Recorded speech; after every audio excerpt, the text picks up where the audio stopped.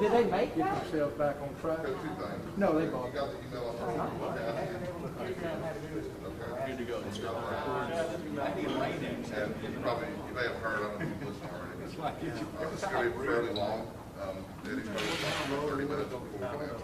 Yeah, that's what I just want to give you a heads up. I'm talking to he said it'll probably sound like after a while. Yeah, we can do that. They bought them. By no means would jump in on that call. Yeah, all right. Just make sure you get back to you realize, pick up any random talk, you know. During our principal meeting, they had brought up, we could have like a group chat. About 100. I was going to suggest, would y'all open a Teams room, you could open for Zoom, a daily conference. I will say that 40 minutes or they so. have, most of the principals don't even know how to use a spreadsheet. I sent the information about the virtual school and what schools it is. They don't know how to figure it.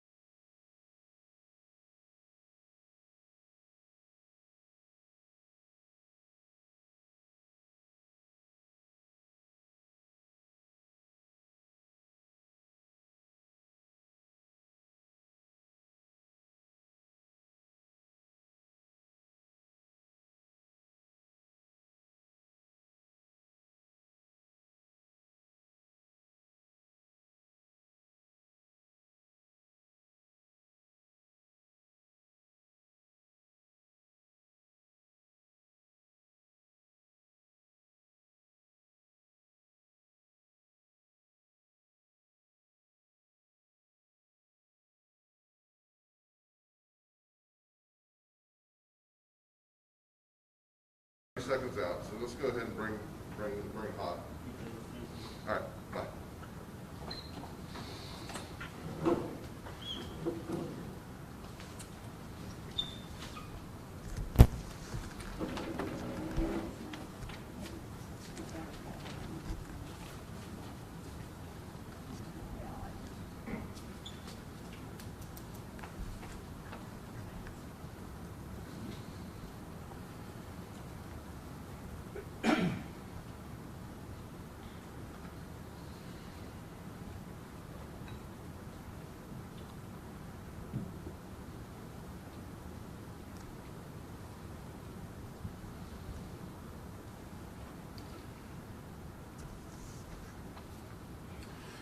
I want to welcome everyone here. Thank you, the news media, again, for being here. You are a partner with us. Sometimes your job is very difficult, but I do appreciate your interest in our school system and in Baldwin County in general. I have several members of my staff here that have worked with me and others over the course of months to develop plans for reopening school. We stay in constant communication with our board. They're aware every step of the way what we're doing. And I have a board that I appreciate because they allow me the latitude to guide the system in the best direction that benefits our students and our parents and the health of Baldwin County. We're here today to talk about several things. We're here today to talk about masks, social distancing, sanitization, transportation, cafeterias, temp checks. I want to remind everybody as we get started, as I did last week and I will continue to do, about the risk of coming back to traditional school. There is a risk involved. Even with all of our efforts, there's going to be risk involved in returning to traditional brick and mortar. But I want to assure you, parents, that our 4,000 employees are doing everything possible to make sure that when your students return, that we have created the best and safest environment we can. Let's talk about masks. The governor's order, I think, hit everyone yesterday afternoon with a surprise. I know it definitely hit us. We were trending in that direction with our plans, but with her order yesterday, basically, which is set to expire at the end of July, and we expect that that will probably be extended, but masks will be required for employees. Masks will be required for students. We will have alternatives to masks, such as face shields, for our students with special needs or with medical exemptions. We will not impose discipline. Understand, parents, I'm telling you, we will not impose discipline, but as a school system, we do expect for these orders to be carried out and for your child to comply with the wearing mask. If your child comes to school and they do not have a mask will be provided. We'll have a conference with that child. Might even call you to let you know your child doesn't have a mask, or maybe you sent them to school with a mask and then they don't have it on. I think you'd probably want to know that. You may bring your own mask, but our mask will fall subject to our uniform policy. I know a lot of our students get very creative, but parents, please sit down with your students and let them know that when they wear a mask, or if you design a mask, that it falls to our uniform policy. There will be no inappropriate language, symbols, signs, sayings of any kind.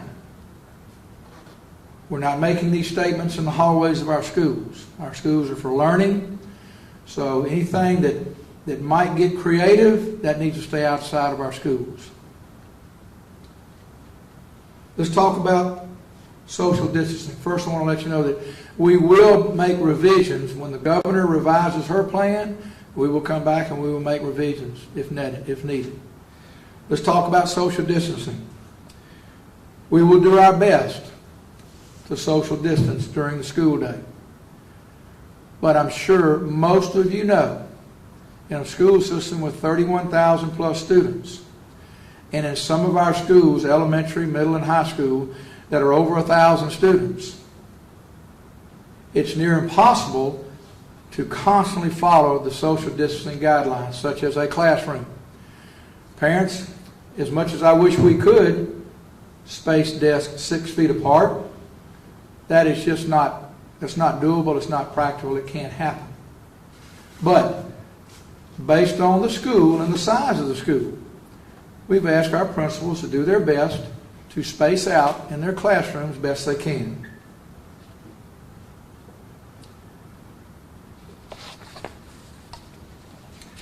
Large group gatherings, assemblies will be prohibited. We would deliver a lot of these through through technology. We wish we could do a lot of assemblies, but we can't. We've got to make some decisions, and right now assemblies, pep rallies, things of that nature won't be taking place. Let's talk about our cafeterias. Our change to breakfast protocol will be more of a grab-and-go option as we get into the start of the school year. It helps to assure social distancing. Hope Zena is working with our elementary school principals to devise a plan for lunch that allows alternating schedules so that the cafeteria is not overrun with young children sitting. Hopefully get our cafeterias to 50% capacity. She is working with our principals to do that. But you know, when we start serving lunch to elementary students, we start as early as 10 or 10:30 in the morning. And they don't finish till around 1:30 in the afternoon. That's a daunting task for our cafeteria staff. Also for our custodians to come in behind them, which I'll get into more a little bit in just a minute, to make sure that our cafeterias are clean after students leave. There will be designated areas for our middle and high school. There's going to be some flexibility with lunch. They'll have more areas to spread out outside, our covered eating areas. We sit in the cafeteria. Principals might designate certain hallways. But they will eat where areas are designated by the school administration to allow more social distancing to take place. Here's several things I want you to understand. I've talked to our principals, our middle high school yesterday, and I had a Zoom with all of our elementary today. Dust mopping the halls 6 times a day, or vacuuming a classroom like we usually do every day, that's low-hanging fruit. I've even told our board. To me, the priority is the safety and health and cleanliness of our students and employees. Cafeterias, they'll amass their custodians and get a plan. When groups come in and go out, our custodians will clean those cafeterias after each set of lunchways are served or students come in and exit. That's a priority. Our bathrooms, that's the other area of priority. It's not that once or twice cleaning a day. Custodians will have a schedule where our bathrooms will be cleaned multiple times, and we have the equipment to do that a day. Those are our special attention areas. The cleanliness of our cafeterias and our bathrooms, and doing the best we can to social distance our students during the day. Sanitization. Let's move into that. We have a warehouse full, I mentioned last week, of products that we're moving out to our schools now. We'll be giving you more information on that and about what we have in the future. But our warehouses have been stocked. Alan Blackburn, our warehouse coordinator, has done a fantastic job of putting material and resources in place. But you understand, those of you who are in business and industry, and even those in families that are trying to get products.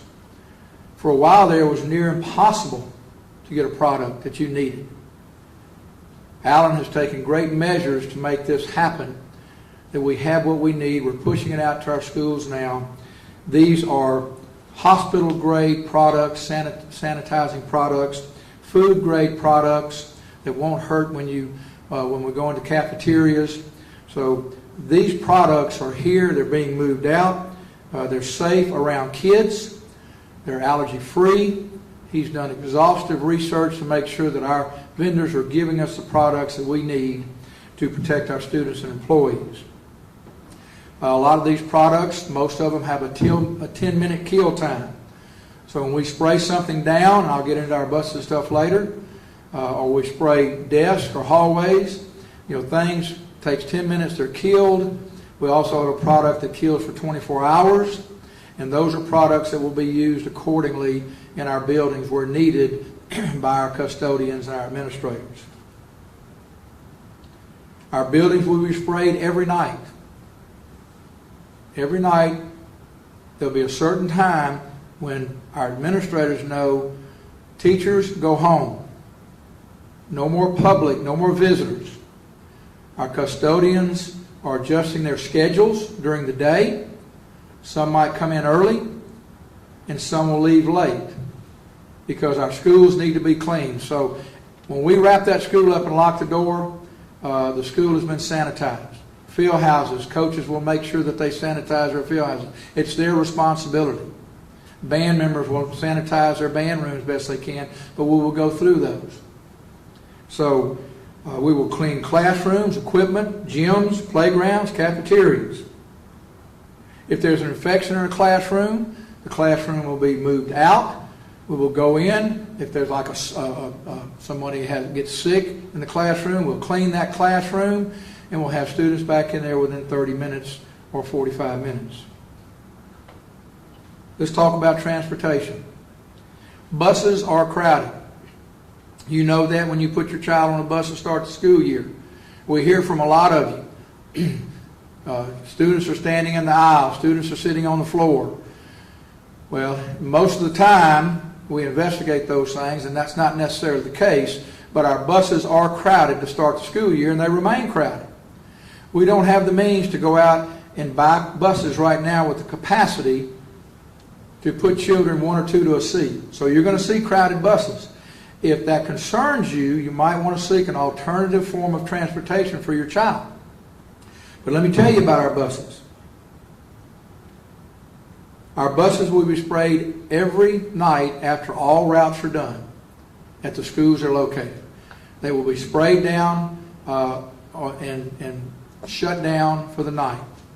So when they start their route in the morning, the buses have been cleaned. At the end of the morning routes, all buses at their school location will be sprayed entirely again. And they will be clean again for the afternoon route. Then it just repeats itself.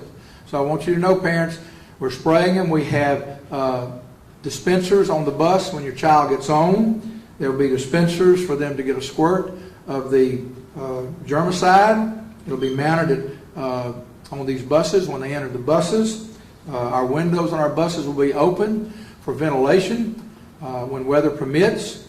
So we're going to do everything we can to make sure that our buses stay clean.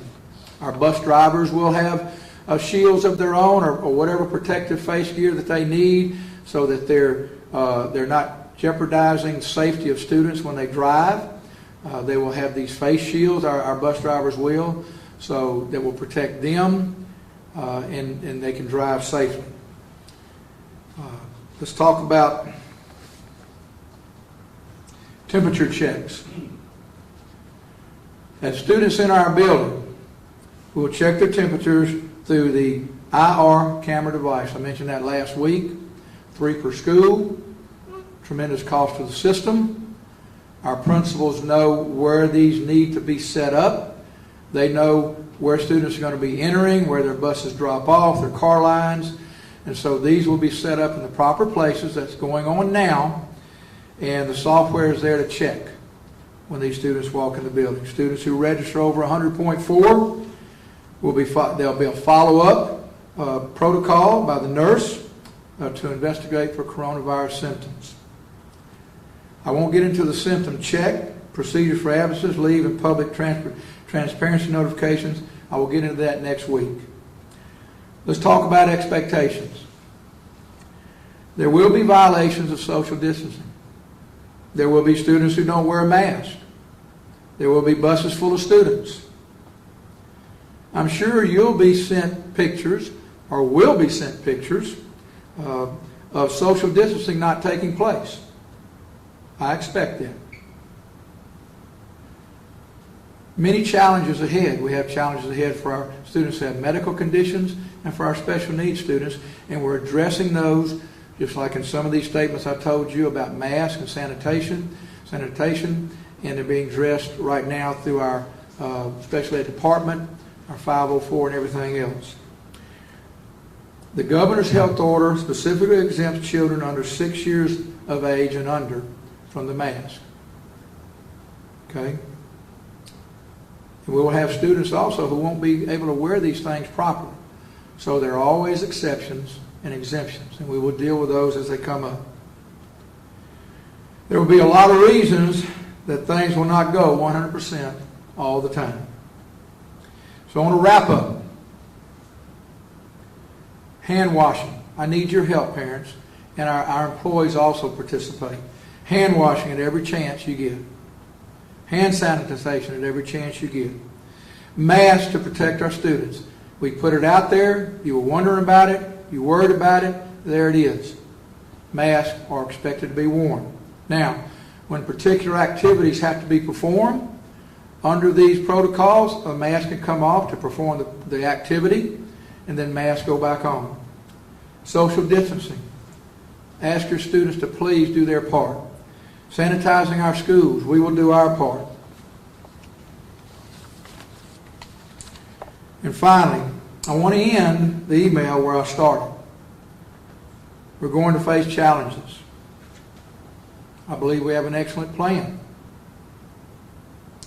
I am just as certain that we will not maintain these standards every day, and there will be instances where something doesn't go right. There will be instances where a student doesn't wear their mask, a child gets sick at a lunch table, a parent gives their child Tylenol and sends them to school, children sit together and socialize without social distancing during lunch breaks. Despite our best efforts, this is going to happen. But I remind you that you have a choice. And there's two of them. There's our virtual school choice and our brick and mortar choice. They're both excellent choices. We have worked through thousands of hours doing our best to prepare for what we believe is an essential function. Our schools, getting children back in school and parents back to work. We have also provided an excellent virtual school. Thank you for the emails over the last couple of weeks. There have been many, many, many messages of encouragement and prayers.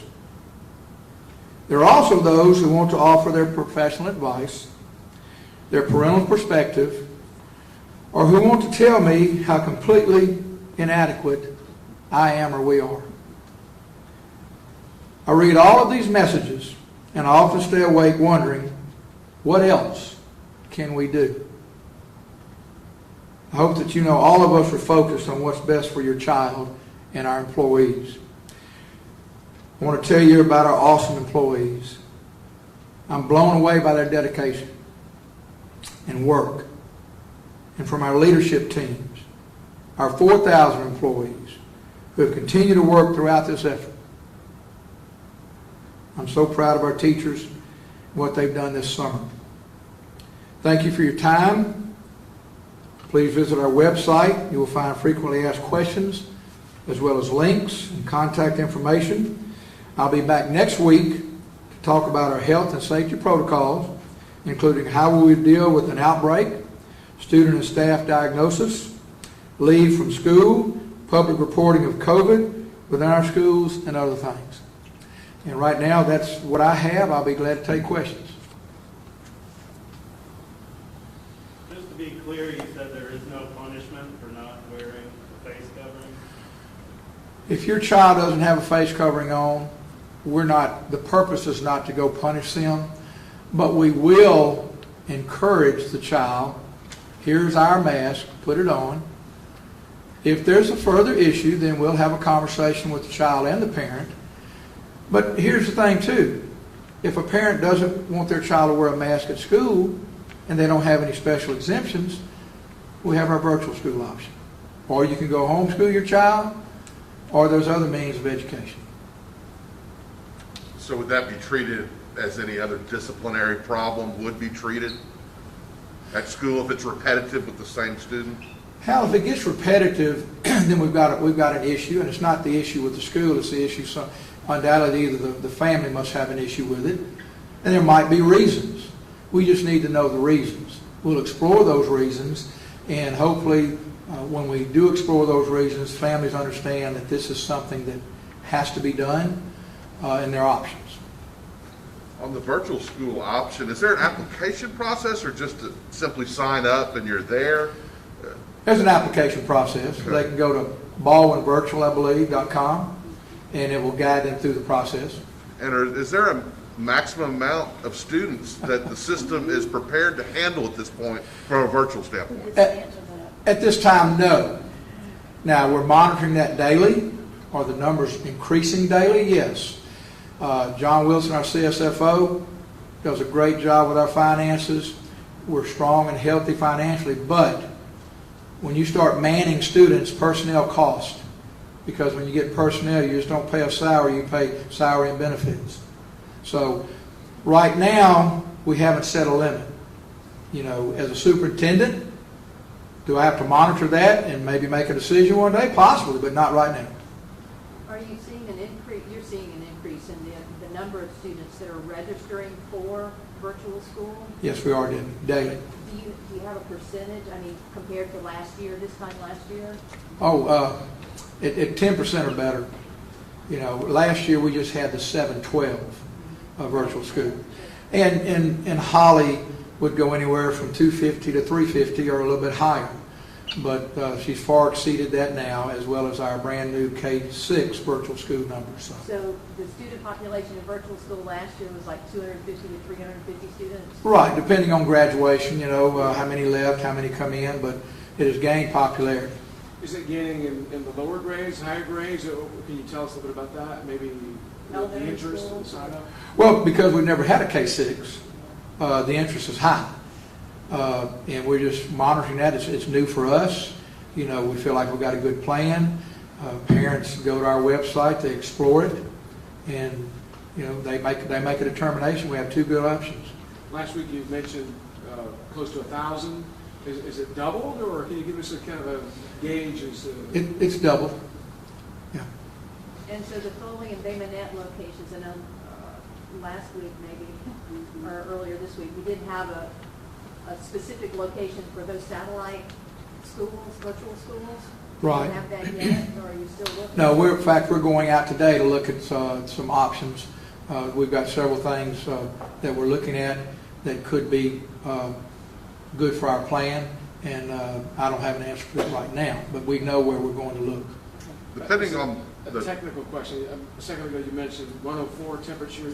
Did you mean 100? I meant 100.4. Yes, thank you, James. Depending on the child's age, would you say that virtual school is more adept to a certain age group than another? Or would you say it's equally? No. And that's a parental determination, you know, about what's going on in their family. But right now we have two great options, Hal. I mean, that's why we've given flexibility when a family explores virtual school and they've never done it before. We give that flexibility until the last day of August to determine whether they stay or come out, you know, back to that school or go in. So right now, I think it just depends on the family, the children, and what they want. So K through 6 is not only a new option for the parents, but it sounds like it's new to the system as well, correct? It is, brand new. So new curriculum, new system, new teacher. I mean, No, how has that been as Same far as curriculum, preparing? same teachers.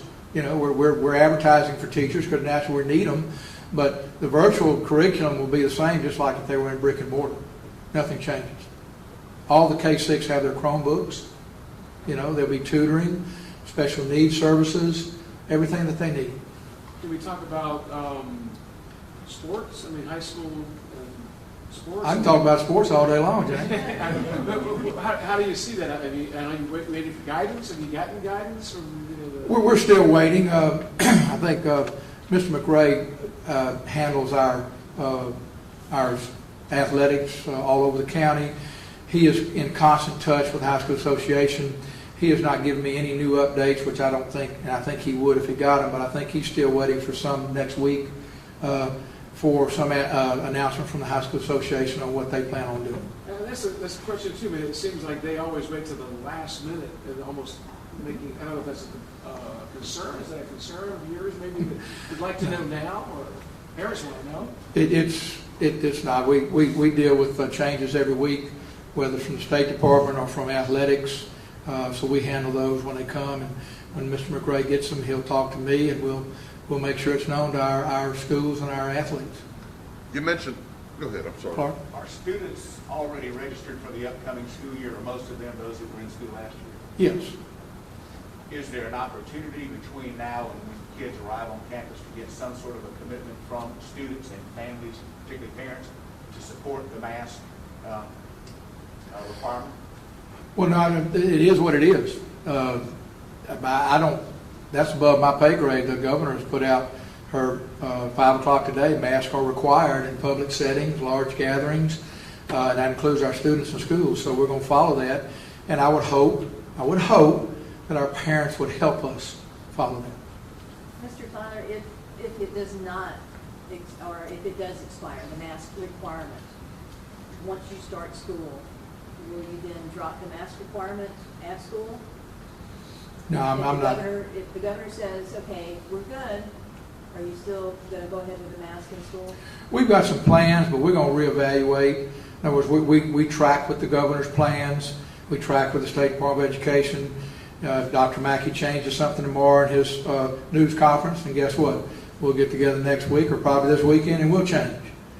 But if something from the governor's office allows us to reassess what we're doing without directive from her, then we'll always do that. I believe you mentioned if there's an infection in a classroom, that the classroom be cleared, it'd be disinfected, it might be 45 minutes before students can come back. Beyond that, when you consider that close contact that's had in that classroom, are you prepared to spell out that plan right now? Will it be quarantine? What will happen to the rest of the We'll spell that out next week, Hal. We have a plan, but we felt like this was important to get some of these things out right now, because telling the plan right now doesn't affect what happens tomorrow or next Monday. So we'll have more on that next week. And I know you addressed this already, but if you don't mind restating it as far as what happens if a student or a teacher tests positive, you can talk about it next week. Would you mind just saying that? Correct. We will be addressing how we'll handle student employees, signs and symptoms of infection, how that's going to be handled. We're in constant contact with Linda Jones, our nurse supervisor, Anthony Sampson, who handles safety and security, our health departments. We're listening to CDC. The state, I understand, might come out with something that is beyond our control that they want to do at schools, and it might be good. I don't know. It has to do with testing and stuff like that. But right now, we'll have more on how we would handle any of these cases next week. How are teachers reacting in the sense that are you seeing more resignations, retirement, or what is? I'll tell you how I see them reacting, because they email me and they text me that they're like anyone. They have concerns, because I think anybody that lives in the United States has concerns. But I see an excitement in them. They haven't come out and emailed me and said, Mr. Tyler, unless I get a certain answer, I'm retiring. Unless I get a certain answer, I'm not going to come back to the classroom. I've not seen that out of our employees. What I've seen is, thank you. Thank you for what you're doing. We know it's a tough job. We stand with you. We're ready to go. That's what I see. You always have a huge pep rally, I guess, for lack of a better way to put it, with your staff every year going into the school year that you really look forward to. It really brings out the best in every school. How are you handling that this year? Will it be something virtual? You're going to miss that, I'm sure. Well, that was a gut punch, Hal. We for the first time ever, we're going to bring all 4,000 employees under one roof. City of Foley was graciously working with us to put them in their convention center. Had great speaker lined up, great activities. We wouldn't have to split our institutes. We were really, really excited about that. But right now, my staff is developing a plan to roll out an institute through video. And I haven't seen it, but I'm looking forward to seeing it. I hope I get to view it before it goes out. You know. But yeah, that's been a disappointment. Yeah. You talked about like assemblies and pep rallies being canceled, and I know it's trivial, but like homecoming, I mean, like dances and stuff for the life of these kids that they participate in things outside of school, is that stuff just totally off the board right now? Right now, pep rallies, I'm not going to speak to homecoming dances or proms or anything like that, because there's still a lot of ground to cover, and hopefully, I don't know if it's going to get better or going to get worse. Right now, the trend throughout the country is it seems like it's not good, but we're standing fast. We're excited about opening our doors on August the 12th. How about, one of the things that especially younger kids really look forward to is that off-campus experience, field trips. A lot of those had been already scheduled and set for the year on the schedule. What's going to happen with those? Well, I was in person with our secondary principals yesterday, Zoom with our elementary today. Right now, there is no field trips until further notice. I wish I could have them go to the New Orleans Zoo or things of that nature, but field trips right now, there are no field trips until further notice.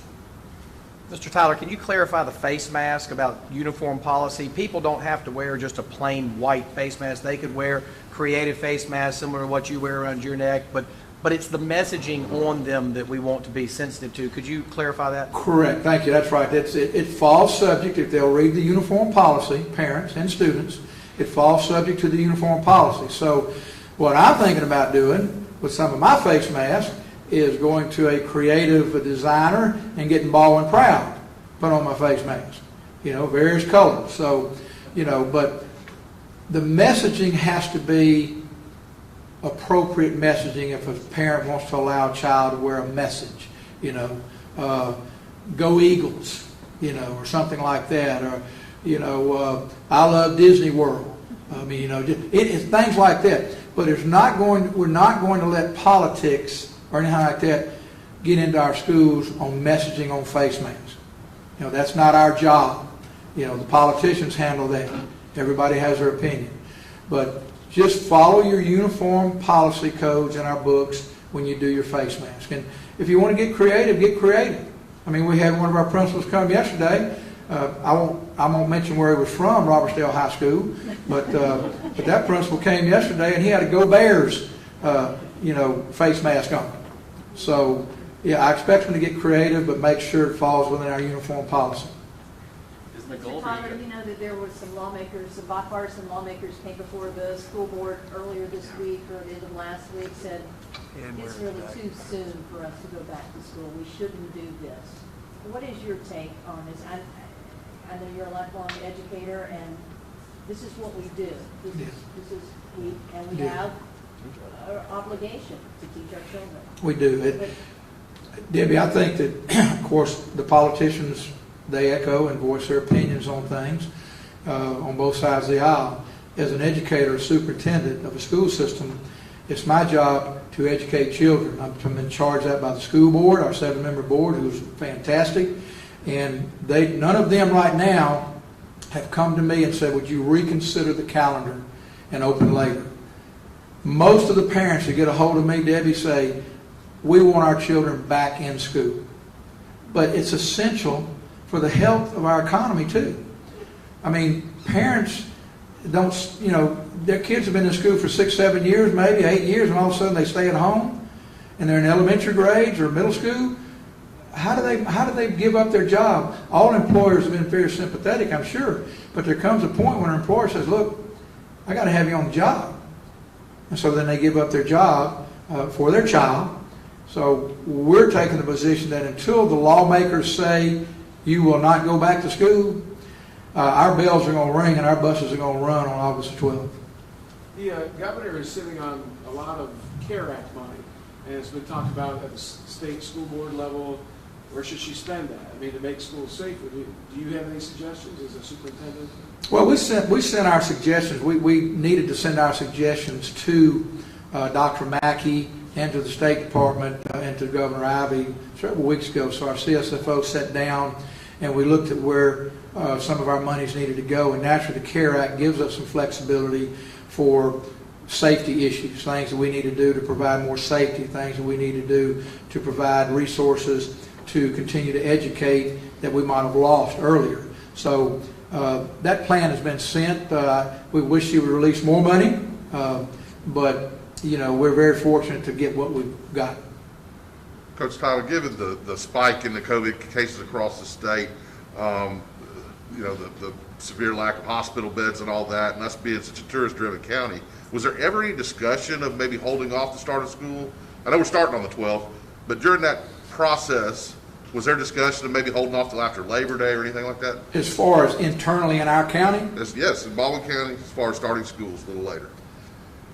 I might have had a casual conversation walking from one building to the other. Do you think we need to delay the start of school? And when I got to the next building, my response was no. If they allow us, we need to start. Anything else? Is there a goal to make school, like, for the kids to not notice all the things that are going on in school still? Like, or do you guys want them to see all of the things, people cleaning, I mean, what's the goal for you guys for the student experience for when they come in? Well, we do. I mean, we hope parents notice what we're doing. We hope they notice what we're doing to clean our buses. We hope they notice what we're doing for our cafeterias and our restrooms. We hope they notice what we're doing to check students when they enter the building. So we hope our students appreciate that. Because if your buddy's walking with you, he might be more concerned about his health, and I appreciate what the schools are doing than you are. So that message is a positive message, and I think it resonates. Are we 100% everybody on board? Goodness gracious, no. But I do believe that the majority of our parents in Baldwin County, over 31,000 students, and our parents and grandparents and everybody else going over 70,000, 80,000, appreciate what we're trying to do. And I dare to say that they haven't had something like this in their lifetime that affected every school, private, parochial, public in the United States. And I think our school system and our board is dealing with it in a fantastic way. We got a great partnership with AEA. AEA is working with us, but they understand. Their employee, those members are anxious and concerned, but we're working together. I haven't seen one thing where Jesse and Nicole, the AEA Uniserve directors, in working with us, there's not been one incident where we're butting heads and we're working against each other. We're working together. Anything else? We'll have more updates next week, and thank you. Thank